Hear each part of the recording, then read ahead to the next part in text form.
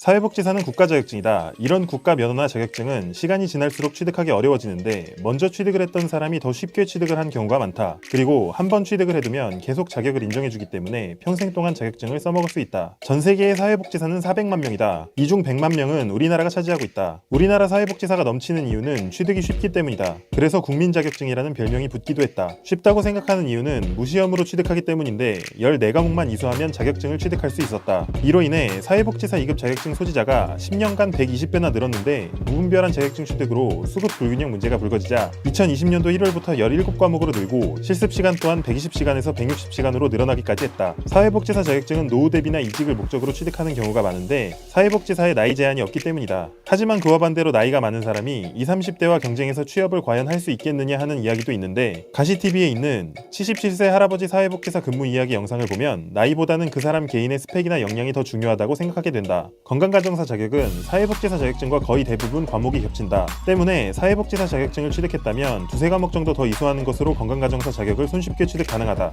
그래서 노하우가 어느 정도 있는 플래너라면 처음부터 두 가지 자격증을 고려해 계획을 잡는 경우가 많다. 혹시 지금 진행 중이거나 앞으로 진행할 계획이 있는 경우라면 꼭 챙기도록 하자. 사회복지사 자격증을 소지하면 요양보호사 실습이 줄어든다. 요양보호 업무 경력이 없는 경우 요양보호사를 취득하려면 총 240시간을 이수해야 하지만 사회복지사 자격증이 있으면 실습시간이 50시간으로 줄어든다. 생각보다 이걸 모르고 요양보호사부터 딴 경우도 많은데 요양보호사 자격증이 있더라도 사회복지사 자격증 취득에는 아무런 혜택이 없다. 그러니 둘 다 취득할 계획이라면 사회복지사 자격증부터 취득하는 게 좋다. 운전면허는 거의 필수로 알려져 있다. 직업 특성상 다량의 물건을 가지고 이동해야 하는 경우가 많기 때문인데 2종이 아닌 1종 자격증이 좋다. 컴퓨터 활용 관련 자격증도 선호되는데 사회복지 현장 실습만 나가보더라도 생각보다 서류를 다룬 업무가 많다는 것을 알 수 있다. 그래서 사회복지사를 준비 중이라면 이 두 가지는 기본으로 생각한다. 사회복지사는 사람을 대하는 마음이 우선이지만 당연하게도 결격 사유가 있는데 금고 이상의 형을 받은 범법자나 마약 중독자, 정신질환자 등은 일을 할 수 없고 사회복지사가 되었더라도 후에 잘못을 하게 된다면 자격을 박탈당하게 된다.